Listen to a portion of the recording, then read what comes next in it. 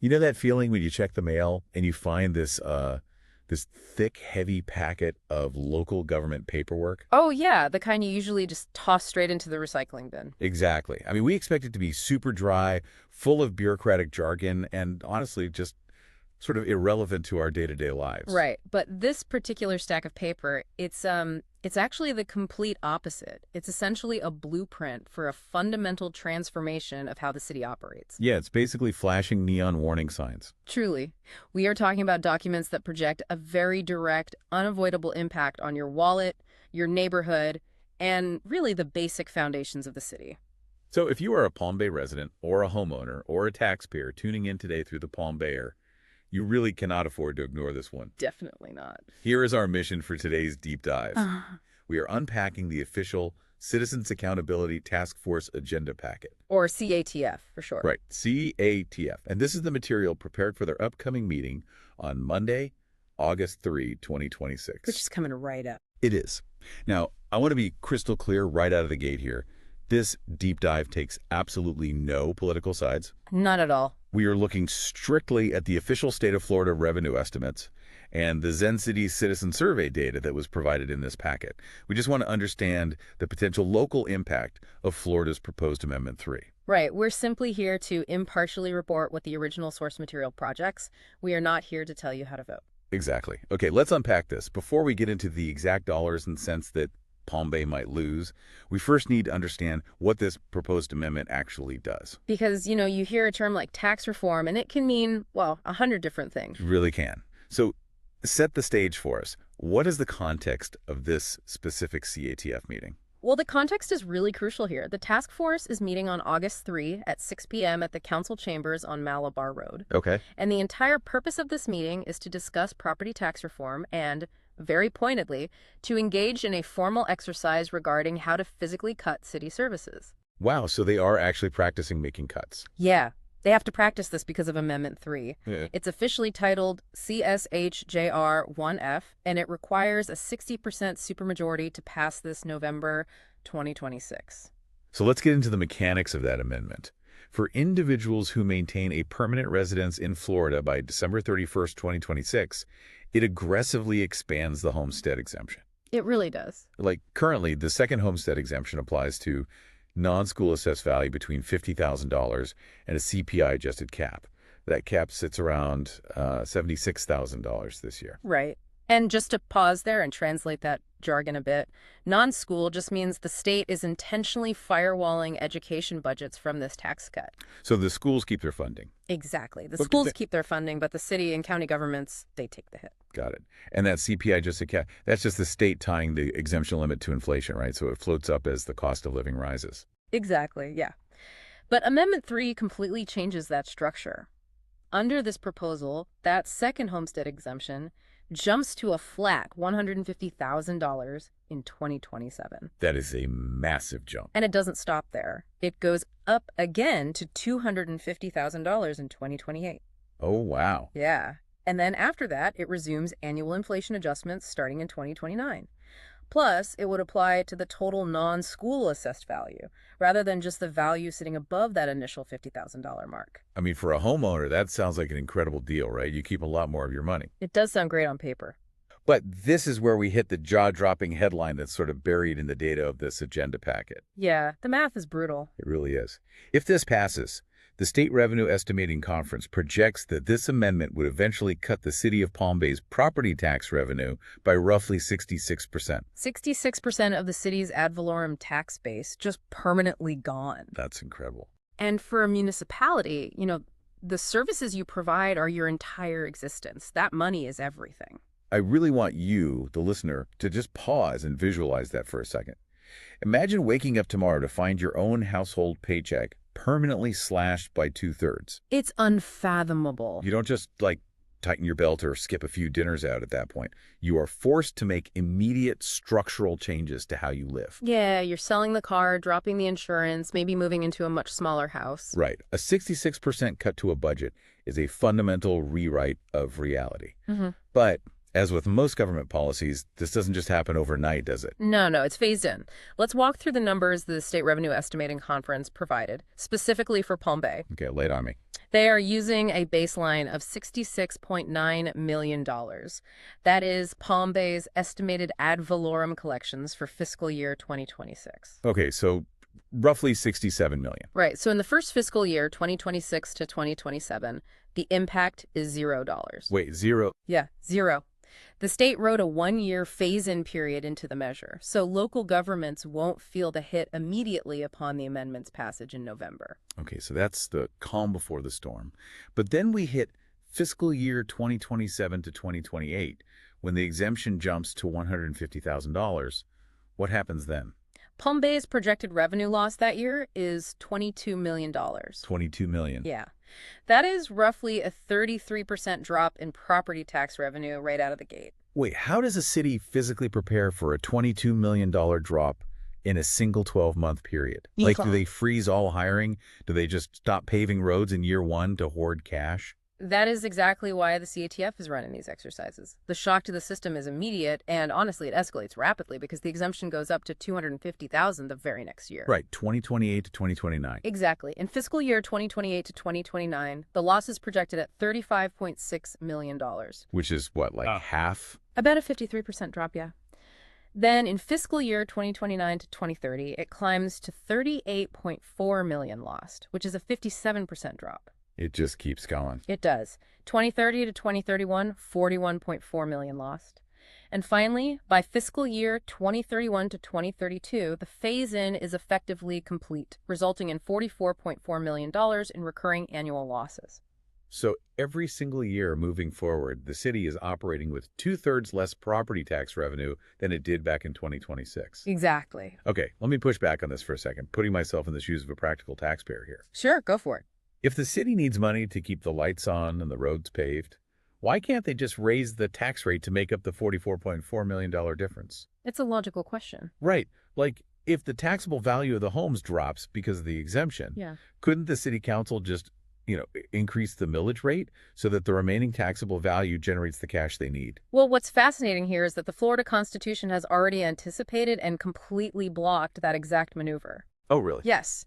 Article 7. Section 9 of the state constitution strictly limits municipal operating millage to 10 mills. Okay, and a mill is what exactly? A mill is simply $1 of tax for every $1,000 of assessed property value.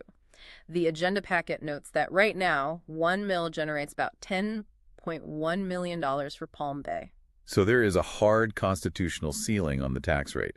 You can only squeeze so much from the remaining taxable value. Exactly. The maximum absolute revenue you can generate, even if a city council absolutely maxes out the tax rate against its citizens, is physically limited by the taxable value of the property in the city boundaries. And Amendment 3 shrinks that taxable value. Massively. When Amendment 3 removes up to $250,000 of taxable value from almost every home, the pool of money you are allowed to multiply against just shrinks drastically. Wow. The city legally cannot tax its way out of the shortfall. It is mathematically impossible to just raise the rate to cover a 66% hole without violating the state constitution. That is wild. So because the Constitution legally blocks the city from taxing its way out, the CATF has to pivot to their only remaining option, which is massive cuts. Yep, severe cuts. But when you look at the statewide survey data included in this packet, the residents' demands for what to cut create a literal logistical nightmare for city planners. It really does. The packet includes this incredibly detailed statewide survey conducted in June 2026 by Zen City. Right, the Zen City survey. Yeah. They polled over 600 Florida residents asking a really simple question.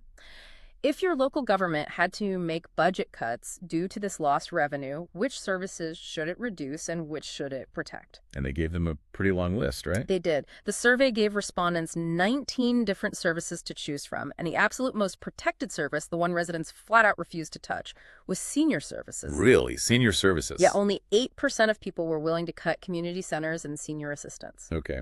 And what was right behind that? Right behind that, tied at just 10% willingness to cut, were the immediate, tangible safety nets. Like what? Stormwater and drainage, solid waste and trash collection, and public safety, which means police, fire, and EMS. Which makes sense. I mean, if the city needs to save $44 million, the residents are basically saying, Do not touch our trash pickup. Do not let our streets flood, and make absolutely sure someone calls 911 when we need them. Exactly. So where do they actually want the axe to fall? Because the money has to come from somewhere. The number one target for reduction was economic development and business attraction. Fully 40% of residents offered that up for the chopping block. Wow, 40%. Coming in second was code enforcement, which deals with, property standards and nuisance abatement at 31%. Okay. Then planning and zoning at 28% and urban forestry and landscaping at 23%. Now, here's where it gets really interesting to me. The demographic breakdown of that survey explains so much of human behavior here. It is pretty telling. Right. Among younger residents, those 18 to 34, only 29% want to cut economic development. Yeah. But among residents 55 and older, that jumps to 53%. Yeah, the older demographic is significantly more willing to sacrifice long-term business attraction just to balance the budget today. Which is a huge divide. It is. And we see a similar trend with education, actually. Willingness to cut economic development rises steadily the more formal education a respondent has. That makes perfect sense if you think about the underlying motivations, Yeah. Retirees on fixed incomes. They prioritize immediate tax relief over some 10-year plan to attract tech jobs they're never going to apply for. Right, exactly. But young people, they want those commercial hubs to build careers, increase local amenities, and essentially build a future in the city. Yeah, gutting economic development to save money today is kind of like a delivery driver selling their van to pay for gas. Oh, that's a great analogy. Right. You solve today's cash flow problem, sure, but you permanently destroy your ability to generate revenue tomorrow. But, this survey data reveals an even bigger structural misunderstanding between the public and the local government. Oh, yeah, because citizens are demanding cuts to things they don't even pay for. Exactly. This is a critical point the task force facilitator highlighted. The survey asked about 19 general local services. Tied for the fifth most popular target for cuts was mosquito control at 22%. Mosquito control. Yep. Tied right alongside it, also at 22%, was public libraries. And public health services got 13%. Okay, let me just break down this jurisdictional confusion because it is incredibly common. If you live in Palm Bay, your Palm Bay City property taxes absolutely fund the police, the fire department, the EMS, city streets, stormwater, and city parks. All city-run. Right. But they do not fund mosquito control. That is run by a completely separate Brevard County district. Exactly. The city of Palm Bay doesn't operate mosquito spraying or run library branches. Your city taxes don't fund the DeGroote Memorial Library or the Palm Bay Public Library. Because they're part of the county system. Right. They are part of the Brevard County Library System, funded through a county taxing district. And public health is handled by the county and the state. It is honestly like trying to lower your own personal grocery bill by demanding your neighbor stop buying milk. That is exactly what it is. It doesn't put a single dime back in your own budget. You could scream all day that Palm Bay needs to stop spending money on library books to save the budget, but Palm Bay isn't the one buying the books. And as a voice of reason here, this is exactly why the CATF is running an exercise specifically on cutting city services. Citizens cannot save the city of Palm Bay from a $44 million budget shortfall by telling the county to spray for fewer mosquitoes. No, they can't. And since they can't use county services as a financial life raft, the cuts have to come from the departments the city actually controls, like planning, code enforcement, or economic development. Right, the ones we mentioned earlier. Which leads us to the long-term operational risks. What happens to a community when those specific departments get slashed? Well, we have to analyze the mechanisms behind these services. Let's look at economic development and planning and zoning, the services citizens most want to cut. Okay. If Palm Bay guts those departments, they eliminate the precise tools a city uses to attract commercial businesses. And commercial businesses are vital. They are vital because they share the tax burden. If you have a robust commercial sector, the residential property owners don't have to carry the entire weight of funding the city. Oh, I see. So by cutting the ability to attract business, you guarantee the residential taxpayer carries the load forever. That is a scary thought. And what about code enforcement and public safety? People offered up code enforcement at 31%. If we connect this to the bigger picture, the ripple effect of cutting code enforcement and public safety hits homeowners directly in their bank accounts, just in a completely different way. How so? Code enforcement is what prevents neighborhood blight. It ensures people mow their lawns, don't leave abandoned cars in the street, and generally maintain property standards. Right, which keeps property values up. Exactly. Less code enforcement leads to visible blight, which depresses property values.